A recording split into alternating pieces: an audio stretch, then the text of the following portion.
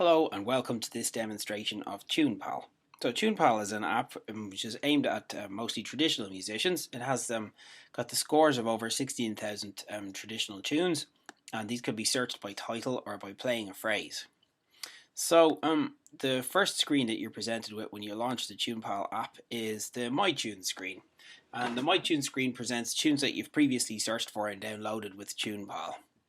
So from here you can tap on one of the tunes and you get a number of options for different things you can do, which I'm going to explain in a little while.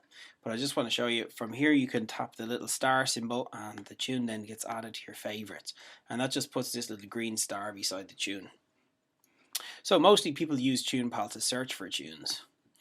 From here, if you do a search, you're actually just going to search through the tunes you've already downloaded. But if you want to search the tunepal.org database of over 16,000 tunes, you go to the title tab and then you can type the title of a tune that you want to search for.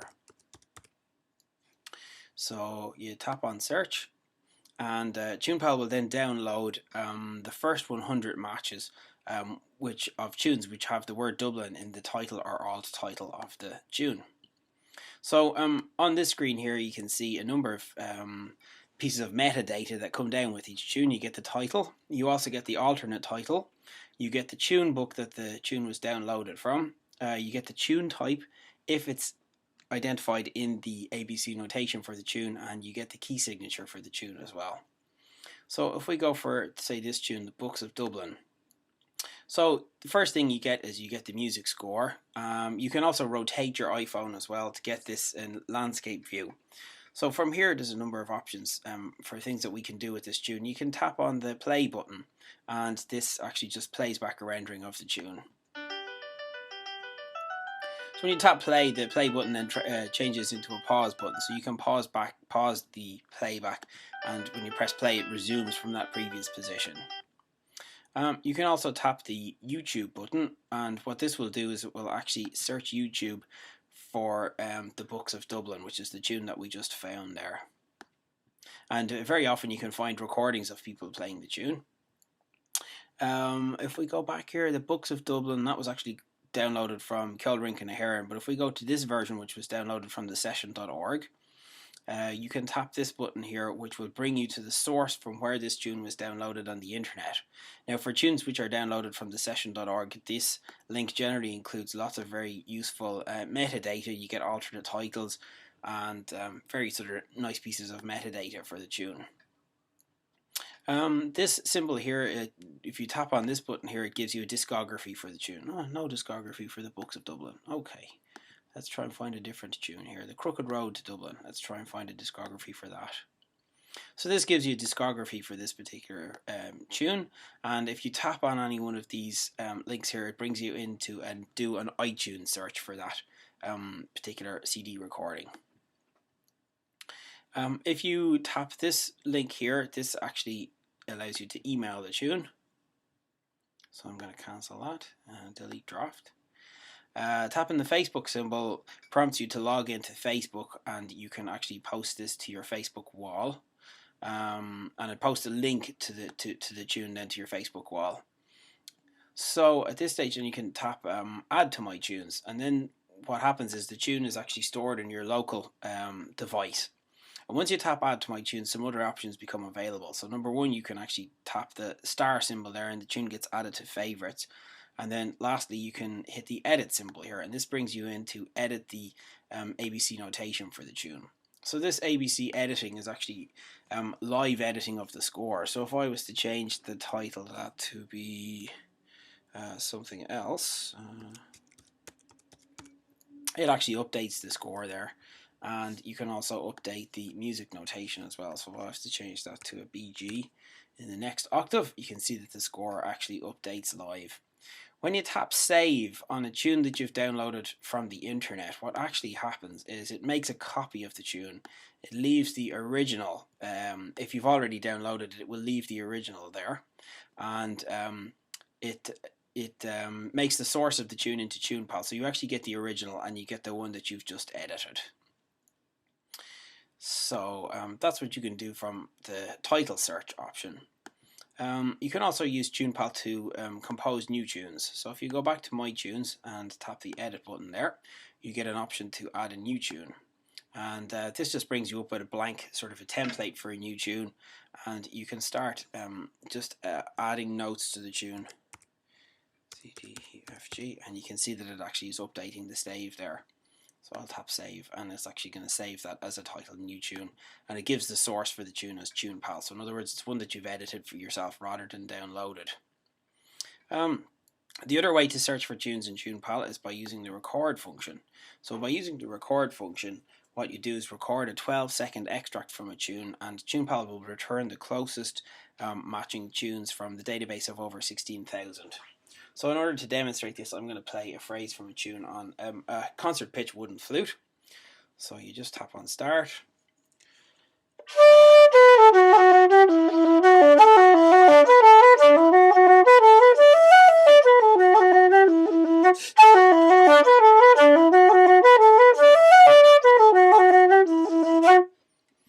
So you can actually play any part of the tune, the A part, the B part, even the B part back into the A part. And Tunepal will find the closest 10 tunes from the corpus. And generally anything with over 65% confidence is an instance of the tune, though it could be sort of several versions of it. In this case, it's identified the tune as being Martin Wins number 1, and it's given us two versions of Martin Wins number 1, 95% confidence and 84% confidence. So once you find the tune, you can actually hit the play button to do a proof listen to make sure it's correct, and that's definitely correct. And then you have all the usual options to do a YouTube search for it, etc. There we go. And in this case, it's great because it's actually found, you know, the title is quite distinctive. So it's found the first link here seems to be actually somebody playing that tune. So it's great. So I'm going to add that to my tunes as well. So this actually works really well even in noisy sessions, and it works pretty well for most instruments, particularly legato style instruments. It actually works equally well for tunes which are not in concert pitch, but in order to make it work for instruments which aren't in concert pitch, you have to go to the Preference tab and you change the transcription fundamental. So I actually have an F flute here, and I'm going to try and do a search on the F flute. So I go in and change the transcription fundamental to F. Then I go back to the Record tab and tap Start again.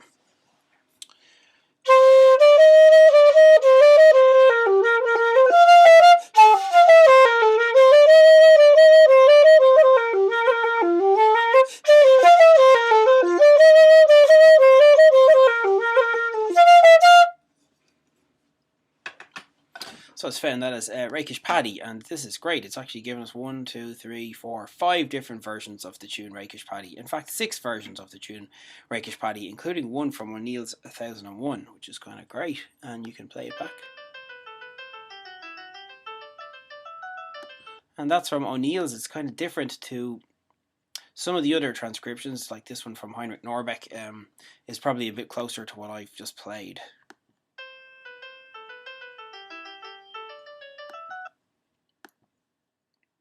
So some of the other options that you have with Tunepal, you can email all your tune books. Because obviously delete all your tune books. And you can change how the playback works. So you could change the instrument that you're using to play back. And you can also change the tempo, so you can play it back faster or slower if you're trying to do some learning. And you can also transpose by a certain number of semitones. So I'm going to transpose that by -2 semitones. Go back into here, my record search, and there's Rakish Paddy, and play it back again. Ooh.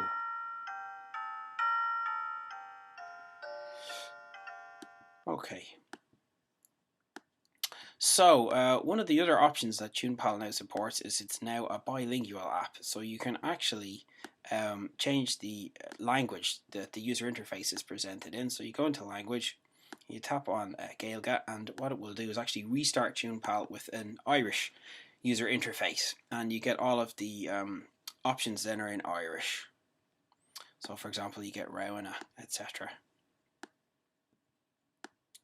Tapping on the More tab here gives you links to some of the other options in Tunepal. Layer Scale is map, and what this does is it actually shows you a map with the locations where you search for tunes using Tunepal. So, and you can tap on the tune to get the tune. And this is kind of useful if you're trying to remember, yeah, I was in a particular location and I searched for some tunes at a particular time. You can actually find them using this option here. Some other options here, you can hit cover, which is help, and this will give you the help file for Tunepal. Well, it should give you the help file for Tunepal. And finally, blog. This actually just links to the Tunepal blog, so you can find out the latest information about the app. So that's a summary of all of the features in Tunepal. Yeah, hope you enjoyed it.